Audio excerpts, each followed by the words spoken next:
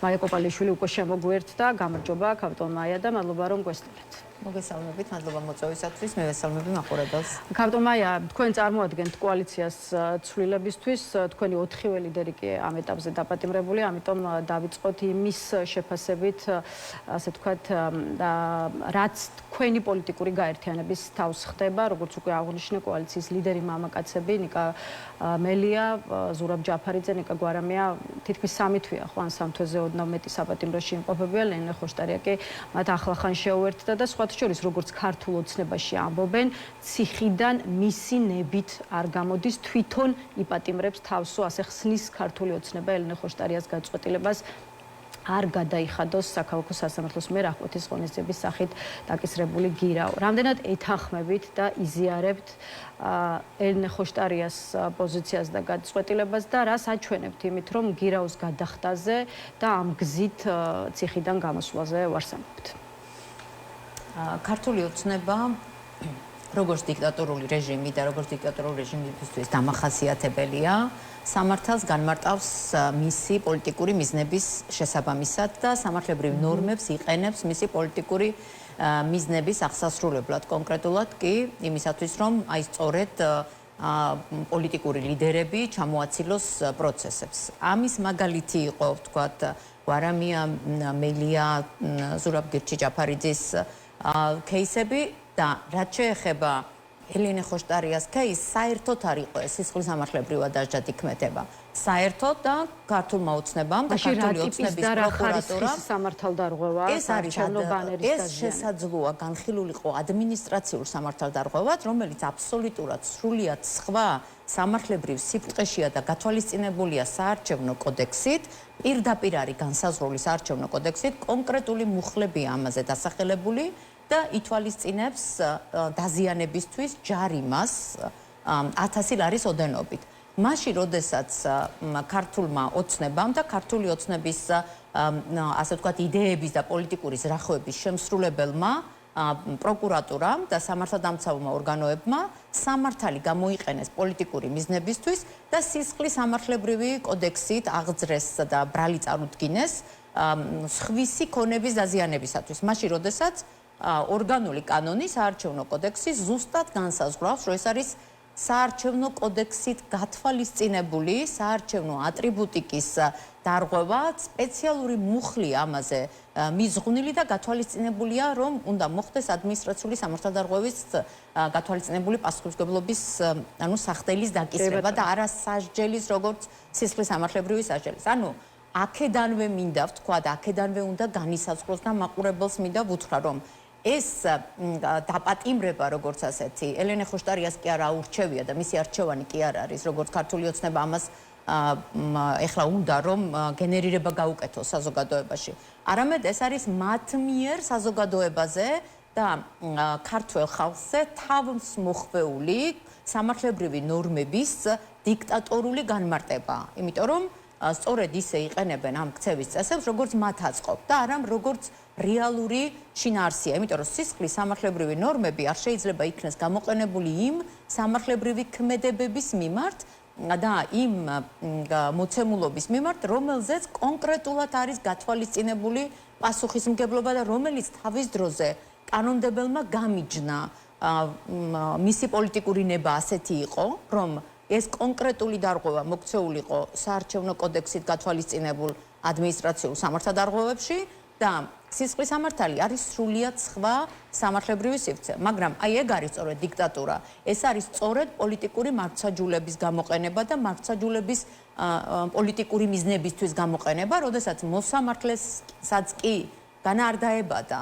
უბრალოდ მოსამართლე მთლიანად ექვემდებარება ქართული ოცნების პოლიტიკურ მიზნებს და მან ვერ გამიჯნა, უბრალოდ სწორი იქნება თუ ვიტყვით, არ გამიჯნა, იმიტომ რომ პოლიტიკური მიზნებში ქართული ოცნების პოლიტიკურ მიზნებში შედიოდა სწორედ ის რომ ელენე ხოშტარიაც ასევე საპატიმროში მოექცია. ახაკალაძის სამი საარჩევნო ბანერის დაზიანებას ედავებიან, რაც რითაც ჯამში მართლ პარტიას 500 ლარამდე ზიანი მიადგა. სხვა შორის ამ დღეებში ისმოდა განცხადება, რომ ქართული ოცნება 500 ლარიანი მატერიალური ზარალის გამო წავიდა გაცილებით დიდ პოლიტიკურ ზარალზე, რაც შეიძლება მართლმა პარტიამ მიიღოს მისი პოლიტიკური ოპონენტის დაპატიმრების გამო, მაგრამ ქართული ოცნება ამაზე წავიდა.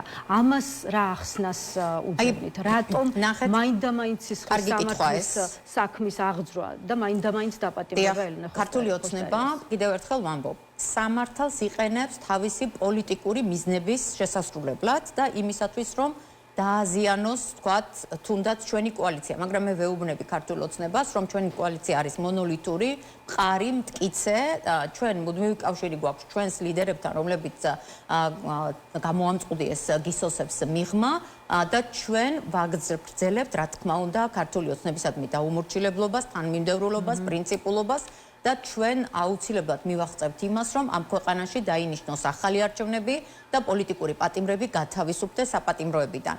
ამდენად ქართულ ოცნებას მინდა ვუთხრა, რომ სამართალის გამოყენება საკუთარი პოლიტიკური მიზნებისთვის თავის მხრივ დანაშაულია.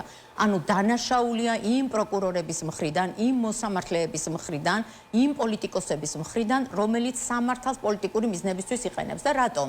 აი თქვენ ხო ბრძანეთ ახლა რომ 500 რაღაცა ლარი დაუთვალესო. აქ სისხლის სამართალზე ხო არ არის საუბარი. ადმინისტრაციული სამართალდარღვევის თავისებურება არის სწორედ, რომ კონკრეტული ყოველი ინდივიდუალური დარღვევისათვის პირი პასუხს აღგებს ცალკეული სამართალდარღვევისათვის.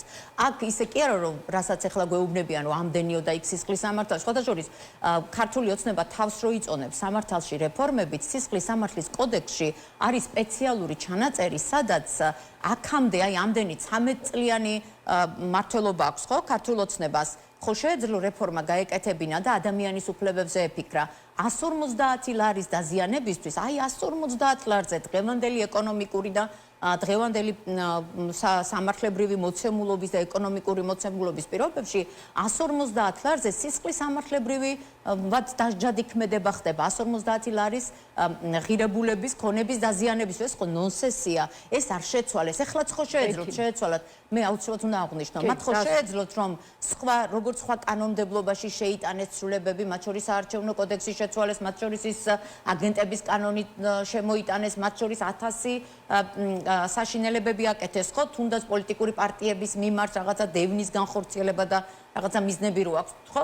ანუ მათ ხო შეეძლოთ, რომ მართლაც ადამიანის უფლებები და ამ ქვეყნის ბედი თუ აინტერესებდა მოქალაქეების ბედი ის მოეხდინათ ცვლილება იმ ნორმაში, რომ დღევანდელ მოცემულობას არ შეესაბამება 150 ლარით დაზიანებისათვის ქონება თუ კი 150 ლარს შეიცავს და ზიანდება, რომ ამისთვის, ამიტომ აი ის რასაც ეგენი ამბობენ, ეს არის მოტყუება მსმენელის, მათი ამომრჩევლის, იმიტომ რომ როდესაც ჩვენ საუბრობთ იმაზე, რომ საარჩევნო ბანერის დაზიანება არის ადმინისტრაციული სამართალდარღვევა, ადმინისტრაციული სამართალდარღვევის ბუნება არის, რომ თითოეული დარღვევისათვის ცალ-ცალკე დგება პასუხისმგებლობა. კალტომაია, კიდევ ერთი კითხვა კახაკალაძის საარჩევნო შტაბთან განვითარებული მოვლენების კონტექსტში და მე უკვე სხვა თემები, ახლა ჩანს, რომ თვითმმართველობის არჩევნების მოხელობასთან ერთად გამოცოცხლდა, როგორც ვთქვათ, პოლიტიკური სპექტრის წარმომადგენლები, გამოცოცხლდნენ, როგორც პოლიტიკური სპექტრის წარმომადგენლები, ისე სამოქალაქო აქტივისტები. რაც არ უნდა არ მოგწონდეს ხელისუფლება. კანონი ამბობს თუ არა იმას, რომ სახელისუფლებო პარტია ეს თუ სხვა ნებისმიერი პარტია მას უნდა მიეცეს საარჩევნო კამპანიის ხელშეშლის გარეშე წარმოების შესაძლებლობა. თვით როდესაც შენ ხარ მართველი პარტია და პასუხისმგებლობა გაქვს აღებული ამ ქვეყნის განვითარებაზე, თავად უნდა აძლევდე მაგალითს მოქალაქეებს ქცევის, მოქმედების და დამოკიდებულების. მაშინ როდესაც ჩვენ ვიცით, რომ ყველა საარჩევნო პროცესს წინ უსწრებდა ქართული ოცნების მხრიდან, ქართული ოცნების მხარდამჭერების მხრიდან, თავაც ქართული ოცნების წევრების და კანდიდატების მხრიდან, ყოველთვის უძღოდა წინარე არჩევნებს, წინ ძალადობა სხვა ოპოზიციური პარტიის კანდიდატებზე არ უნდა დაგვავიწყდეს თუნდაც ყველაზე საშინელი კორცხელი საქმე ხო და სხვა რამდენი ერთი საქმე ვქვა თავად დროას ოფისი რა მდგომარეობაშია და აჩვენეს კიდევაც ამ დღეებში ხო თავად დროას წარმომადგენლება ანუ ქართული ოცნება როდესაც ყოველთვის სხვისკენ იშვერს ისრებს პირველ რიგში საკუთარ ქცევის წესებზე უნდა იფიქროს. პირველ რიგში უნდა იფიქროს იმაზე, რომ თვითონ უნდა იყოს ისეთი, რომ მან არ დააზიანოს მოქალაქეთა უფლებები. ქალბატონმა ელენემ სოლიდარობა გამოუცხადა იმ კონკრეტულ გოგონას, მეგის დიახ, სოლიდარობა გამოუცხადა. ჩვენ არ უნდა დაგვავიწყდეს, რომ მეგიც ასევე უკანონოდ წაუყენეს ბრალდება და მის მიმართ აღკვეთის ღონისძიება გირაოს სახით ასევე უკანონოდ იქნა გამოყენებული სამართლებრივი ნორმების დარღვევით, იმიტომ რომ ისიც ადმინისტრაციული სამართალდარღვევა იყო. ამიტომ, როდესაც ჩვენ საუბრობთ ამა თუ იმ სამართლებრივ კატეგორიებზე, ქართული ოცნება აქ იყენებს სამართალს თავისი პოლიტიკური მიზნებისათვის და გაიმართლოს თავი, რომ იცით რა საარჩევნო კამპანიას ვაწარმოებ, მოქალაქეები იცავენ საკუთარ უფლებებს, მაგრამ მიუხედავად ამისა, ქართულმა ოცნებამ გამოიყვანა სპეცრაზმი და მოქალაქეები აცემინა. სრულიად უკანონოდ ყავს პატიმრები, 60-მდე პოლიტიკური პატიმარი ყავს ჩვენ თითქოს ასე ვთქვათ, შევამსუბუქეთ ეს ტერმინი და სინდისის პატიმრებს ვეძახით. პოლიტიკური პატიმრებია ყველა. იმიტომ რომ ქართულმა ოცნებამ საჩვენებლად, თავად კობახიძემ თქვა, საჩვენებლად დასაჯა ეს ადამიანები საკუთარი პოლიტიკური მიზნებისათვის. იქამდე ზოგს უვადო პატიმრობაც ემუქრებოდა, იმიტომ რომ ჩაუდეს ნარკოტიკი და იქამდე აუცილებლად უნდა ვთქვა უვადო პატიმრობასთან და აი ამ ნარკოტიკების ჩადებასთან დაკავშირებით.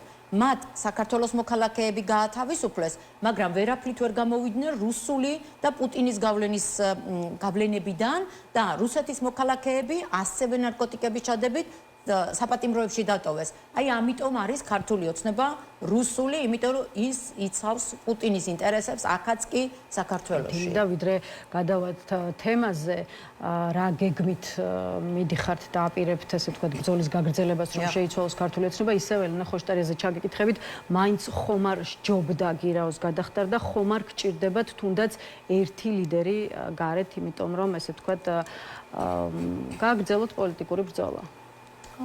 ელენა ხოშტარიამ გირაოსთან დაკავშირებით წერილი მოიწერა. ალბათ ყველამ წაიკითხა, თქვენ წაიკითხავდით, საზოგადოებამ წაიკითხა, თავის გვერდზე გამოქვეყნებულია.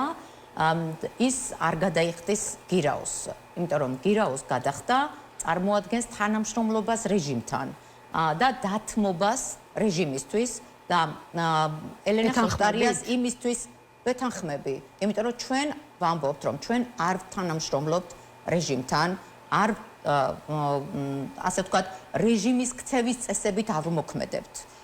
რეჟიმმა უნდა იცოდეს, რომ მათ მიერ თავსმოხვეული სამართლებრივი ნორმების განმარტება და ყველაფერში სისხლის სამართლებრივი დასჯადად ქმედების დასჯადად მოხსენიება და მე სისხლის სამართლის საქმიდან გამომდინარე თავად რომ აღძრავენ ეს რაღაცა ბრალდების წამოყენება და სასჯელების მოფიქრება, ეს არის სწორედ პოლიტიკური მიზნებისთვის სამართალის გამოყენება და ამას ელენე ხოშტარია არ დათანხმდა ამას არც ერთი ჩვენი ლიდერი მოგეხსენებათ, არც მათ გადაიხადეს თავის დროზე გირაო, იმიტომ რომ ჩვენი კოალიცია ცვლილებისთვის, ჩვენი ლიდერები არ თანამშრომლობთ ქართულ ოცნებასთან, ჩვენ ვართ თანმიმდევრულები, პრინციპულები და ჩვენ ვითხოვთ ახალი არჩევნების ჩანიშვნას ამ ქვეყანაში და ვითხოვთ პოლიტპატიმრების გათავისუფლებას. გასაგებია, რა გეგმები აქვს თქვენს კოალიციას იმისთვის, რომ შეცვალოს ქართული ოცნება, რამდენიმე წუთი ამ თემასაც დაუთმოთ, გზას, რომელსაც ქვია ადგილობრივი არჩევნები, თქვენ არ დაადექით, ხოლო 4 ოქტომბრის ეგრეთ წოდებულ დროშების აქციას კი უერთდებით, მაგრამ კოალიციის წარმომადგენლების მხრიდან გვესმის განცხადებები, რომ არც მშვიდობიანი რევოლუციის, ასე ვთქვათ, გეგმის ორგანიზებაში ხართ ჩართული და ცალკეული წევრი იმასაც ამბობს, რომ კონკრეტული თარიღის ჩამოკიდებას არ ეთანხმება. მაშინ რა გზა რჩება იმისთვის, რომ ქართული ოცნება აიძულოთ, გადმოგაბაროთ და დათმოს ძალაუფლება და ხელისუფლება. დიახ, ჩვენ როგორც თქვენ აღნიშნეთ, ჩვენ რა თქმა უნდა არ ვართ ამ აქციის ორგანიზატორები, ჩვენ არ ვიღებთ ამ ორგანიზაციულ ნაწილში მონაწილეობას, ამდენად ჩვენ არ ვიცით სიღრმეებში იქ რა ხდება, მაგრამ რაც შეეხება იმას, რომ ვიქნებით თუ არა 4-ში თქვათ ამ აქციაზე, ჩვენ ყველა აქციაზე დავდივართ, ესეც არის აქცია და რა თქმა უნდა, აქციაზე ვიქნებით. არც იმ სიურპრიზების შესახებ გაქვთ ინფორმაცია, რომელზეც ნაციონალურ მოძრაობას საუბრობს, აი პარტიაში ამბობენ, რომ 4 ოქტომბრის 70% უკვე შემდგარია და ბევრი სიურპრიზი ექნება ქართულ ოცნებას, მათ შორის შეიძლება თავისი ყოფილი თანაგუნდელებისგანო. რა სიურპრიზები შეიძლება ელოდებოდეს ქართულ ოცნებას? წარმოდგენა არ გვაქვს, იმიტომ რომ როგორც მოგახსენეთ და ნამდვილად აქვს საზოგადოებას ამაზე ინფორმაცია, ჩვენ არ ვართ ორგანიზაციულ ნაწილში ჩართული, ჩვენ არ ვართ ორგანიზატორები, ამდენად ჩვენ არ ვიცით იქ რას გულისხმობს კონკრეტული პარტიის წარმომადგენლები, მაგრამ რაც შეეხება სად ვიქნებით 4-ში, ვიქნებით თუ არა ხალხის გვერდით, ჩვენ ყოველთვის ვართ ხალხის გვერდით, ჩვენ ყოველ დღე აქციებზე დავდივართ და ბუნებრივია 4-შიც იქნება აქცია და ჩვენ ვიქნებით ამ აქციაზე. ასე რომ ეს შემიძლია გითხრათ და კიდე იყო რას ვაპირებთ ჩვენ. ჩვენ აღვნიშნე და წინა კითხვასთან მიმართებით აქაც გავიმეორებთ, რომ ჩვენი მიზანია გაძლიერდეს პროტესტი და ქართული ოცნება ჩამოიშალოს, ჩვენი მიზანია საგარეო წნეხის გაძლიერება და ჩვენი მიზანია, რომ ამ ქვეყანაში დაინიშნოს ახალი საპარლამენტო არჩევნები და გათავისუფლდნენ პოლიტიკური პატიმრები. ჩვენ ამისთვის ვიბრძვით როგორც საგარეო ფლანგზე, ასევე ქვეყნის შიგნითაც. ჩვენ იცით, რომ სხვა 8 პარტიასთან ერთად ჩვენ სხვადასხვა ღონისძიებებს ვაწყობთ, ჩვენ ვქონდა პროტესტის მარშები, იგივე უვიზოსთან დაკავშირებით, იგივე ქართული ოცნების პოლიტიკასთან მიმართებით, კვლავ გვექნება ასევე და ამაზე დავაანონსებთ, როდესაც გონივრული ვადა მოვა ამისთვის, ასე რომ ჩვენ არ ვჩერდებით, რომ ქვეყნის შიგნით გაძლიერდეს პროტესტი და ქვეყნის გარეთაც და აქვე მინდა რომ აუცილებლად უნდა აღვნიშნო, რომ ის რომ ჩვენ პროტესტს, ის რომ ხალხთან ერთად ჩვენს პროტესტს, რა თქმა უნდა, პოლიტიკური პარტიების პროტესტს და კონკრეტულად კი კოალიცია ცვლილებისთვის პროტესტს აქვს თავისი შედეგი, ეს გამოჩნდა თუნდაც დღეს სახელმწიფო დეპარტამენტის მიერ გაკეთებული განცხადებიდან, რომელიც მან პასუხად გამოუგზავნა, როდესაც ფორმულამ გაუგზავნა კითხვა, თქვენ იცით რომ ბატონმა კობახიძემ აღნიშნა, რომ ჩვენ მზად ვართო ამერიკის შეერთებულ შტატებთან დავიწყოთ სულთა ფურცლიდანო, ასე ვთქვათ, ურთიერთობაო და უთხრეს ნათლად, კვლავ გაიმეორეს ის სიტყვები, რაც მიუნხენიდან გამოუგზავნეს, ეს მესიჯი, რომ იქ სადაც არის დემოკრატიის უკუსვლა, ჩვენ აქ თუ კი არ ასე ვთქვათ, არ მოხდება პოლიტიკური პატიმრების, აი ასეთი პირდაპირ ისე კი არა თუ არ მოხდება, მაგრამ მეუბნებიან, რომ იმ საზოგადოებას და იმ სახელმწიფოს და იმ ხელისუფლების ცნობა ვერ მოხდება, სადაც არის პოლიტიკური პატიმრები, სადაც პოლიტიკურ ოპონენტებს ციხეში უშვებენ, სადაც ვერ ხერხდება და არ ხდება საზოგადოების აზრის გათვალისწინება და სადაც ხდება ძალადობა მოქალაქეებზე და ის არსად არ წასულა ის კადრები, რაც ჩვენმა საზოგადოებამ განიცადა ქართული ოცნების მმართველობის პირობებში, აი ამ შიგნით და ქვეყნის გარეთ უკვე პარტნიორებთან აი ამ სპეცდანიშნულების რაზმების გამოყვანით და ტიტუშკების გამოყვანით ის კადრები არსად არ წასულა. კი ბატონო, გააგრძელებთ პროტესტს ქვეყნის შიგნით და უკვე ქვეყნის გარეთ პარტნიორებთან მუშაობას იმისთვის, რომ მოძრაობა გაიზარდოს. ორივეს ჩვენ არასდროს არ შეგვიწყვეტია, ამ წუთშიც ამას ვახორციელებთ და გავაგრძელებთ კიდევაც. 4 ოქტომბერთან დაკავშირებით მინდა ჩაგეკითხოთ და ჩაგეკითხოთ ქართული ოცნების მშვიდობიანი დამხობის შესახებ მოწოდებაზე. თქვენ იურისტი ხართ, ასეთი მოწოდება არის თუ არ არის კანონსაწინააღმდეგო ქმედება, რომელიც შესაბამისად კანონით ისჯება. ირაკლი კობახიძე ასე ეხმაურება ხელისუფლების მშვიდობიანი დამხობის შესახებ მოწოდებას, ამიტომ საინტერესოა თქვენ რა სიტყვით. კობახიძის ციტატა: თუ იმედი აქვთ, რომ პროვოკაციებითა და სისხლის სამართლის დანაშაულების ჩადენით შეიძლება ფონს გავიდნენ, არავინ მისცემს მათ ამის საშუალებას. არის თუ არ არის რევოლუციის მოწყობის შესახებ მოწოდება, მშვიდობიანი რევოლუციის შესახებ მოწოდება, დანაშაულის ჩადენა და არ ვიცი, აწი ხომ არ უნდა ველოდოთ დაკავებებს თუ უნდა ველოდოთ, ბარემ ამ კითხვასაც დაგისვა. ქართულ ოცნებას ბუნებრივია სხვადასხვა სიტყვების კომბინაციები შეუძლია სხვადასხვანაირად გაუკეთოს, ასე ვთქვათ, მათი ნარატივი სწორედ ისაა, რომ დააშინოს საზოგადოება. მე კიდევ ერთხელ ვამბობ, მე არ ვიცი ორგანიზატორებს რას გულისხმობენ ამ სიტყვათა წყობაში, რომელიც თქვენ აღნიშნეთ, არ ვიცი, წარმოდგენა არ მაქვს, იმიტომ რომ ჩვენ როგორც გითხარით არ ვართ ჩართული მათ ორგანიზაციურ საქმიანობაში და არც იმ ვთქვათ იმ მოსაზრებებში თუ რას გულისხმობენ, მაგრამ რაც შეეხება იმას, რომ როდესაც რევოლუციურ განვითარებაზეა საუბარი, ეს არის ისეთი განვითარება, როდესაც ხალხი ითხოვს ცვლილებებს და ხალხის რაოდენობიდან გამომდინარე პასუხისმგებლიანი ხელისუფლება ხალხის მოთხოვნებს ითვალისწინებს. ამას ეუბნება სწორედ მას ეს სახელმწიფო დეპარტამენტიდან, როდესაც მიიღეს დღეს წერილი და გზავნილი, რომ ხალხის მოთხოვნები უნდა იქნეს გათვალისწინებული და როდესაც ხალხი იკრიბება იმ მოთხოვნით, რომ უნდა გადადგეს თქვათ ხელისუფლება და ჩაინიშნოს ახალი არჩევნები, ეს დანაშაული რატოა?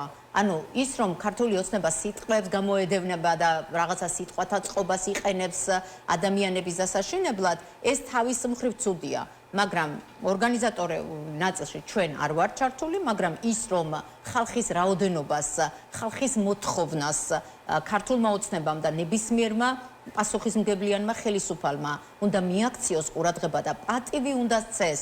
თუ კი ის ამბობს, რომ ჩვენ ვიცავთ ქართველი ხალხის ინტერესებს, ჩვენ ვიცავთ ჩვენი ხალხის სუვერენულ უფლებებს, ჩვენ ვიცავთ ჩვენი ქვეყნის დამოუკიდებლობას, მაშინ თუ კი შენ ხალხის უფლებებს სცემ პატივს და ხალხის სურვილს და ნებას და სუვერენიტეტს, იმიტომ რომ ხალხი არის ხელისუფლების წყარო, მაშინ როდესაც ხალხი ამას მოგიწოდებს, შენ უნდა ჩანიშნო ახალი საპარლამენტო არჩევნები და ხელი შეუწყო ამ ქვეყანაში დემოკრატიის განვითარებას და ევროპული მომავლის განვითარებას. ქავტომაია, ბოლო კითხვა მინდა დაგისვათ კიდევ ერთ აქტუალურ საკითხზე და ამით დაგემშვიდობებით, ახლა უკვე კორუფციის თუ სხვა ტიპის, ასე ვთქვათ, დანაშაულების წინააღმდეგ ქართული ოცნების გააქტიურება და ერთგვარად ნულოვანი ტოლერანტობის პოლიტიკა, რომელიც მართლმა პარტიამ გამოაცხადა ბოლო დღეებში. ირაკლი ყობახიძის მთავარი მესიჯი არის ასეთი შინაარსის ამიერიდან ყველას ახსოვდეს ნებისმიერი კატეგორიის დანაშაულის მიმართ კანონი მთელი სიმკაცრით იმოქმედებს. დღეს ჩვენ გვაქვს ბევრად მეტი შესაძლებლობა კანონი მთელი სიმკაცრით ავამოქმედოთ. ყველას მოვუწოდებთ საკუთარი რიტორიკა მაქსიმალურად აკონტროლონ, მანდ არ აღმოჩნდნენ, სადაც ვიღაცები უკვე აღმოჩნდნენ. აი, რაზე მეტყველებს ყობახიძის ეს რიტორიკა თქვენი აზრით, რატომ საუბრობს ის ერთგვარად, არ ვიცი, ძალისმიერი თუ მუქარისენით და ვინ შეიძლება იყოს მისი რიტორიკის სამიზნე? პირველ რიგში ჩვენ უნდა ვიცოდეთ, რომ ქართული ოცნების ყველა წარმომადგენლის და მათ შორის ბატონი ყობახიძის რიტორიკის ამიზნე ყოველთვის არის მისი ამომრჩეველი, იმიტომ რომ სხვა პარტიების ამომრჩეველს, რომელმაც კარგად იცის თუ რას წარმოადგენს ქართული ოცნება და მათი, ასე ვთქვათ, ქმედებებმა რა შედეგები გამოიტანა და რა მივიღეთ დღემდე, ეს მათ შესანიშნავად იციან თუ რას ემსახურება, იმიტომ რომ ჩვენ ვერ გვეტყვის ბატონი ყობახიძე, რომ სახელმწიფო არ არსებობდა, ხო აქამდე? ანუ გამოდის, რომ სახელმწიფო აქამდე არ არსებობდა, თურმე არჩევნების წინ გაახსენდათ, რომ უნდა იბრძოლონ კორუფციის წინააღმდეგ და ამ დროს ის მაგალითი რო და ის მოქმედება, რომლის გამოც ორი დღეა ლაპარაკობს მათი, ასე ვთქვათ, სპიკერები, ეხება იმ პერიოდს, როდესაც ისინი მთელი ძალით თავს იწონებდნენ მათ მიერ გატარებული სახელმწიფო ინსტიტუტების გაძლიერებით და აღმოჩნდა,